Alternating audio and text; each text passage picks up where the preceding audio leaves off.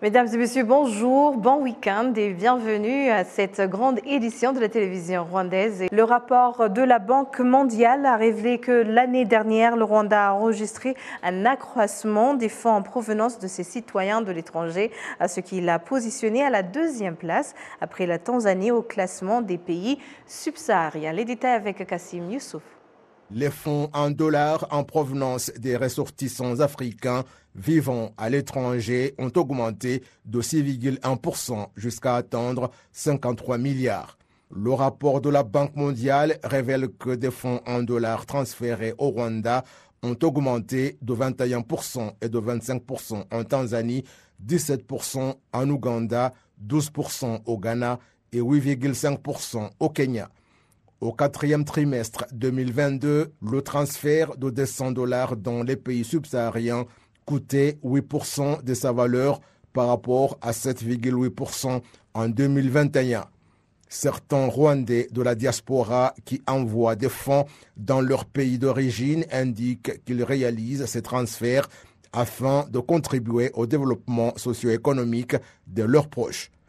Lorsque le Rwanda a hébergé le forum sur la technologie pour le développement de l'investissement dans le cadre financier Inclusive FinTech Forum, la Banque nationale du Rwanda a accordé à la société Mvend l'autorisation de procéder au service de transfert et de réception de dollars pour ses clients résidant au Rwanda et à l'étranger. Les utilisateurs de ces services de transfert et de réception d'argent indique qu'il serait beaucoup plus intéressant si le coût de ces opérations était revu à la baisse. Le ministère rwandais de la technologie et innovation indique sur son site web qu'il s'était fixé l'objectif que jusqu'en cette année, il y ait au Rwanda l'opportunité d'investissement de 5 milliards de dollars et qu'environ 100 000 personnes trouvent directement et indirectement de l'emploi à travers l'augmentation du nombre de sociétés de technologie qui fournissent différents services. Il est également prévu dans cette vision 100 entreprises créées au Rwanda évaluées chacune à 50 millions de dollars pas plus tard que 2030. L'expert en technologie et deuxième vice-président de la Fédération rwandaise du secteur privé, Kimenyi Aimable, indique que des investissements concrets sont mis en place, bien que le chemin soit encore long. Le document sur l'économie circulaire nationale du Rwanda montre qu'en 2020, le secteur de la technologie au Rwanda a contribué de 3,4% au produit intérieur brut suite à l'accroissement de 29% de ce secteur. L'on attend du secteur de la technologie 5% de tous les emplois formels qui seront créés l'année prochaine et l'accroissement du nombre de ceux qui vont terminer des études universitaires dans ce domaine jusqu'à 35 000 en 2024. Le Rwanda va se doter, pas plus tard que le mois de septembre cette année, une usine de production d'intrants agricoles, ce qui va entraîner une réduction de leur prix, espèrent les agriculteurs. Les détails avec Kassim Youssouf. Dans le secteur de Gashora, en district de Bugesera, l'usine de production d'intrants agricoles est en cours de construction sous le financement conjoint du Rwanda et le Maroc. Il s'agit de l'un des projets dans lesquels a investi le Fonds de développement Agaciro opérationnel depuis 10 ans. Si tout se passe comme prévu, l'usine commencera à fonctionner en septembre de cette année. Nous ne pouvons pas dire que tous les défis liés aux engrais seront résolus, mais nous estimons qu'ils se situent entre 80 et 85%. Nous avons investi 3 millions de dollars dans la construction de cette usine et nous allons faire un suivi pour voir ce qui va se passer. Le fonds de développement Agaciro est actuellement évalué à 299 millions de dollars et a investi dans 29 sociétés opérant au Rwanda. 71,4% de ce fonds a été investi dans l'acquisition des parts sociales dans des entreprises commerciales, 25% dans l'acquisition des bons de trésor et 3,6% comprend d'autres actifs du fonds de développement Agaciro. Les habitants disent que s'il a été particulièrement décidé d'investir dans la production d'intrants agricoles localement, cela va certainement réduire leurs prix.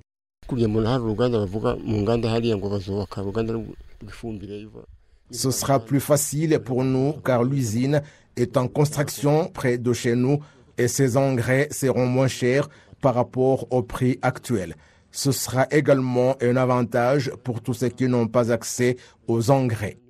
Le Fonds de développement Agaciro a notamment investi dans la Cimeroi, la Banque de Kigali, Ritco, dans la technologie de l'Internet et dans la coopérative des riziculteurs de Kirehe et Ngoma.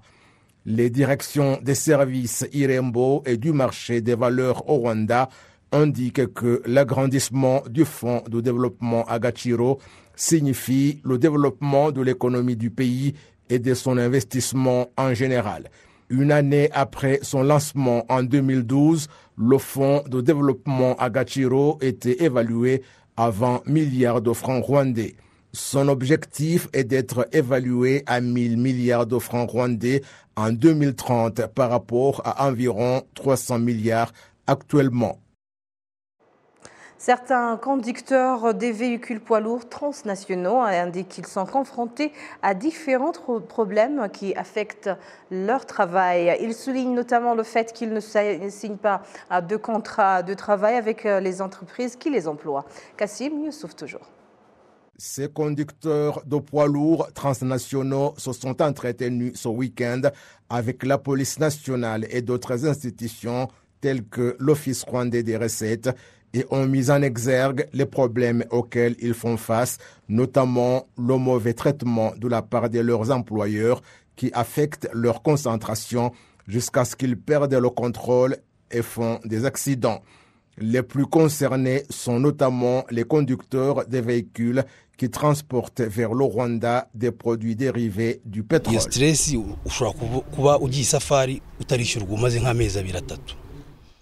Le stress est dû à la façon dont on peut partir en voyage d'affaires après 3 mois consécutifs sans être payé. Et si vous demandez votre salaire, on vous qualifie d'indiscipliné et nous choisissons alors de ne rien dire. Lorsque le moment de voyager arrive, on part en étant stressé parce qu'on n'a pas résolu les problèmes familiaux et ainsi on perd la concentration de la conduite car on pense beaucoup à tous ces problèmes. Cela peut entraîner des accidents. La direction de l'unité de la police nationale en charge de la sécurité routière indique qu'elle va plaider en leur faveur afin d'éviter des accidents qui sont occasionnés par la situation d'incertitude au travail. Muri rusange ibibazo bagaragaje ni ibibazo bijyanye nyine n'imikorere na ba shebuja. En général, les problèmes démontrés sont liés au travail et tous doivent être résolus en fournissant des contrats de travail car tous ces problèmes peuvent entraîner des accidents lorsque les conducteurs sont stressés. C'est pourquoi nous leur conseillons de se renseigner auprès des institutions en charge du travail ou des institutions pouvant apporter une solution à ces problèmes. La coopérative des conducteurs des véhicules poids lourds transnationaux indique que si maintenant ils ont trouvé une oreille attentive à leurs doléances, des solutions seront trouvées. Selon des statistiques de la police nationale, depuis janvier jusqu'à ce mois-ci, 380 personnes sont décédées suite à des accidents routiers, dont ceux occasionnés par des camions poids lourds. Les juristes et les populations affectées par les massacres qui visent certaines communautés à l'est de la République démocratique du Congo souhaitent les responsables de ces atrocités qu'ils soient punis. Appel réitéré ce vendredi à Nairobi au Kenya au cours d'une conférence de presse sur la situation sécuritaire à l'est de la RDC.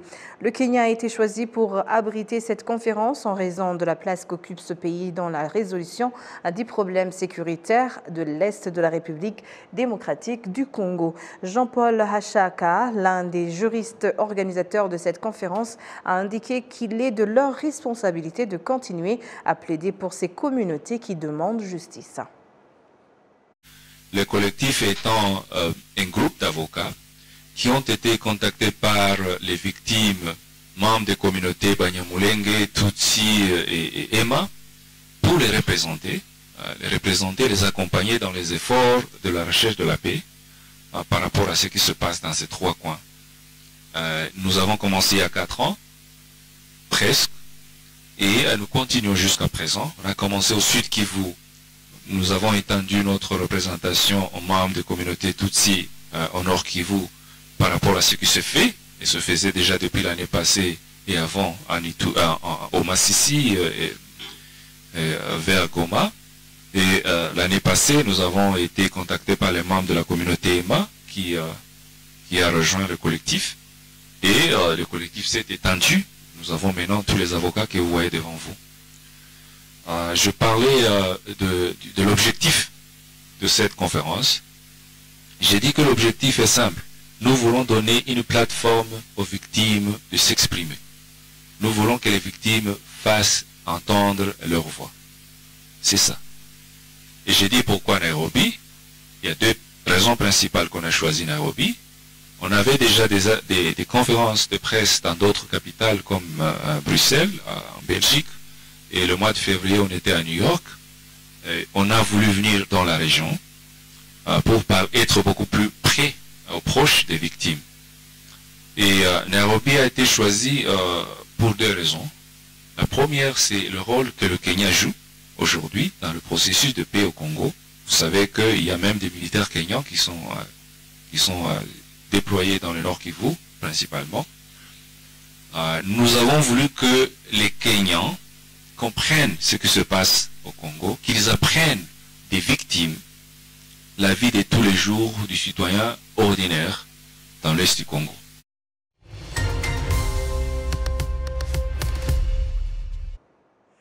À présent, revenons sur les faits qui ont marqué cette semaine qui s'achève. Nous allons revenir sur la célébration de ce mardi 4 juillet 2023 où nous célébrions l'anniversaire de la libération et l'arrêt du génocide perpétré contre les Tutsis. À cette occasion, le président de la République, Paul Kagame, a invité les jeunes à comprendre qu'ils ont la lourde responsabilité de préserver jalousement l'histoire de cette libération qui a été écrite par le sang des jeunes comme eux qui se sont sacrifiés pour le pays. Les détails avec Kassim Youssouf. Au cours de la fête pour célébrer les réalisations acquises depuis la libération du pays organisée à Kigali Convention Center dimanche soir, le président de la République, Paul Kagame, est revenu à la longue histoire que le Rwanda a vécue, soulignant que le 1er juillet, le Rwanda a acquis son indépendance, mais que la gouvernance de cette époque a choisi de la restituer à ce que la leur avait accordé. C'est à ce propos qu'il a indiqué qu'il ne convient pas qu'une telle erreur se répète après qu'on ait acquis la libération le 4 juillet 1994.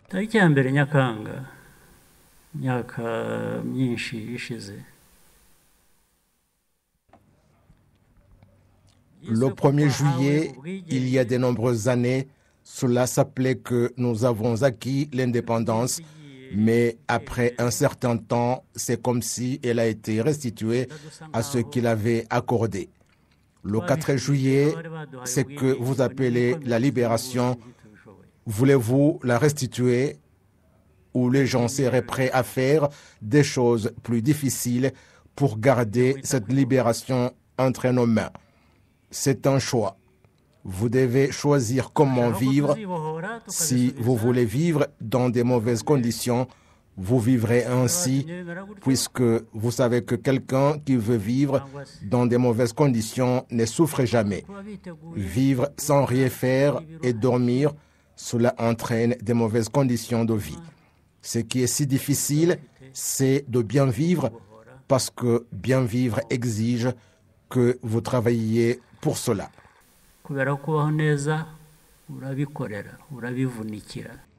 Le président de la République, Paul Kagame, est en outre revenu sur l'importance de l'histoire que le Rwanda a vécue, soulignant que c'est l'histoire qui a été écrite par le sang des jeunes Rwandais et a ainsi exhorté les jeunes à ne pas se laisser tomber dans des futilités telles que l'ivrognerie qui détruisent leur avenir, mais qu'ils ont le devoir de tenir fermement et préserver l'histoire du pays.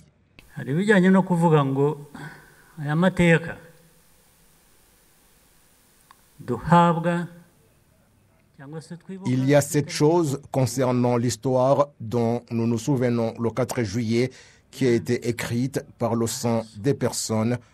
C'est pourquoi elle ne peut pas être effacée par l'autre histoire écrite à la plume.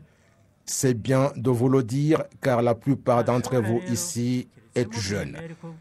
Je pense que beaucoup d'entre vous ici et partout dans le pays, ceux qui ont entre 18 et 30 ans sont nombreux. Ceux qui ont écrit cette histoire par leur sang étaient dans cette tranche d'âge. Pour vous qui êtes dans cette tranche d'âge, vous avez la responsabilité de poursuivre cette histoire, même si cela peut vous coûter la vie, afin de la préserver pour qu'elle ne soit pas effacée et écrite avec de l'encre. Entre l'âge de 18, 30 jusqu'à 40 ans, vous devriez le faire de la même manière que les personnes qui ont écrit cette histoire de la libération dont nous nous souvenons aujourd'hui.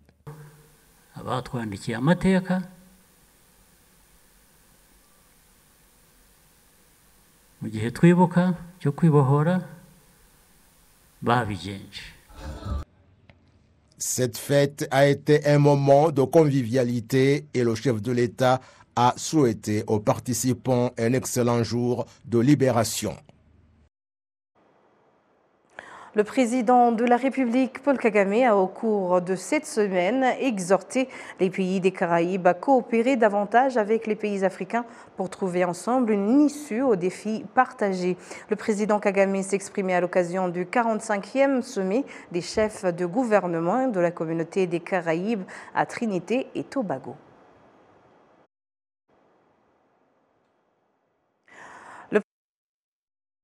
Aussi en exemple la situation de cette région particulièrement affectée par le changement climatique, les défis de cette région à partager avec les pays en développement, notamment africains.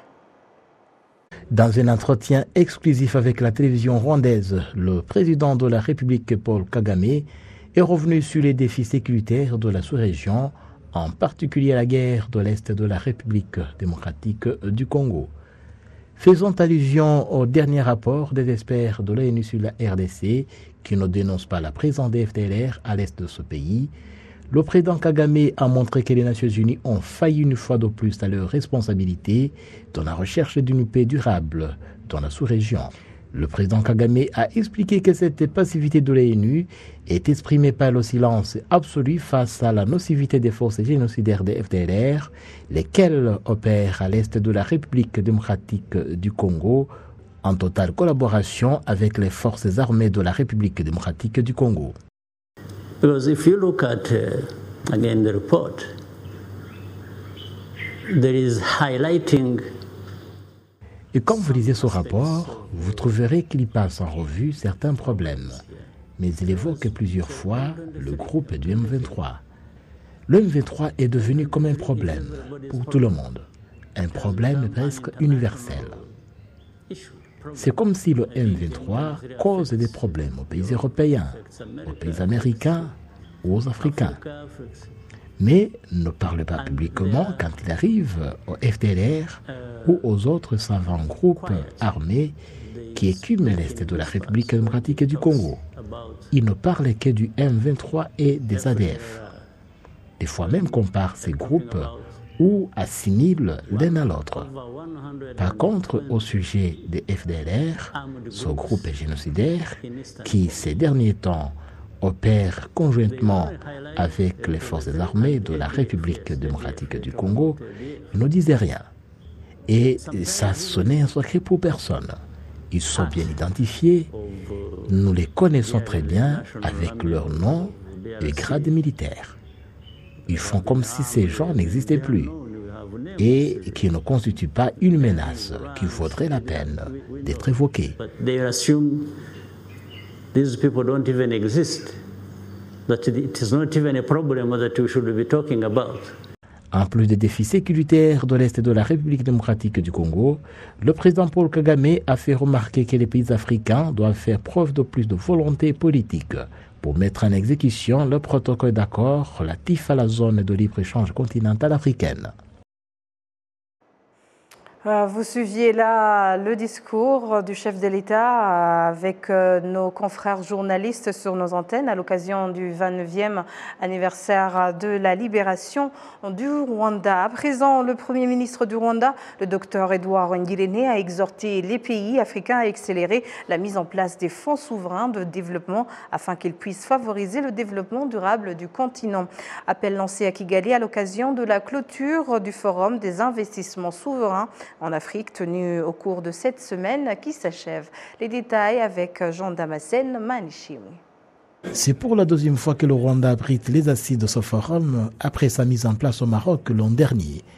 2 pays africains viennent d'intégrer le forum, à savoir l'Éthiopie et l'île Maurice, ce qui porte le nombre des pays à 12.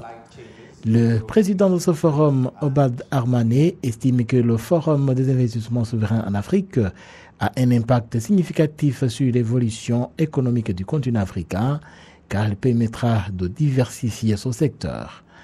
Le Rwanda, qui a pris le devant dans la mise en place d'un fonds similaire il y a de cela 10 ans, se félicite de l'apport du Fonds de développement Agaciro à l'économie nationale. Après 10 ans d'exercice, le fonds Agaciro compte actuellement environ 300 millions de dollars américains. La direction de ce fonds indique que des stratégies adéquates ont été adoptées pour apporter plus un coup de pouce au développement économique du Rwanda. Le Premier ministre rwandais Edouard Ngirente est d'avis que plus les pays africains intégreront le Forum des investissements souverains en Afrique, plus le continent aura assez de facilité à réaliser sa vision de développement économique. Et au Premier ministre rwandais d'ajouter que la création des fonds souverains d'investissement dans un grand nombre de pays africains facilitera les échanges commerciaux entre eux. Actuellement, les pays membres du Forum des investissements privés en Afrique jouent du marché commun dans l'optique de faciliter la libre circulation des personnes, des biens et des services. Kigali a accueilli depuis jeudi de la semaine qui s'achève une conférence internationale portant sur l'investissement dans le secteur des assurances dans un contexte post-pandémie de Covid-19. Les détails avec Patrick Nilidadi. Quelles sont les stratégies à mettre en œuvre pour investir dans le secteur des assurances en Afrique dans un environnement de sortie des pandémies de Covid-19, de la crise née de la guerre entre la Russie et l'Ukraine et du défi né des effets des changements climatiques? Voilà l'essentiel des discussions qui ont réuni à Kigali des délégués venus des différents endroits du continent. Cette conférence internationale de 2 jours a été organisée par l'Agence africaine d'assurance commerciale. Emmanuel Moses, directeur exécutif de l'association réunissant les assurances pour le développement du commerce et des investissements, a indiqué que l'Afrique est toujours vulnérable aux risques et que la coopération entre différents pays est l'une des clés pour faire face à cette situation. They still struggle with access to markets. Yeah, so you've got your produce. Il y a encore des défis pour accéder au marché. Comment écouler la production? À titre d'exemple, si le Rwanda peut avoir une bonne production alors que l'un des voisins manque ce produit, comment faire pour que les deux côtés puissent profiter des opportunités? Nous devons être capables de dire que nous avons une bonne production et des prix stables et que nous sommes capables d'accorder une assurance à cet échange. Okay, and the buyer will tell him, no, you have to guarantee price, and we will give you an insurance for that. En procédant à l'ouverture officielle de cette conférence, le Premier ministre Dr Edouard Ngirente a indiqué que le continent a urgemment besoin d'investissements pour aider à relancer l'économie fortement touchée par les effets néfastes de la pandémie de Covid-19, en particulier pour le pays subsaharien. Pour atteindre ces résultats, le chef du gouvernement rwandais a préconisé aux compagnies d'assurance de mettre en commun leurs forces et contribuer à réduire les pertes des investissements dans différents secteurs.